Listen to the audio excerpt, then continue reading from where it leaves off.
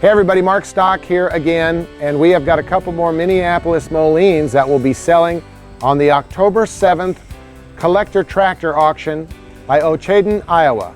If you're looking for Minneapolis-Moline tractors, he's got several of them, including this make and model. Larry, what do we got?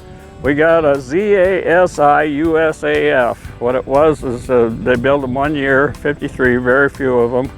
USAF is U.S. Air Force. The letters are ZA Standard Industrial. And it didn't get painted. It was ready to paint because I wasn't sure about the color it was supposed to be at that period of time with the Air Force. So it's up to whoever wants to figure it out, they can do it. So a prime project tractor here that just needs a coat of paint.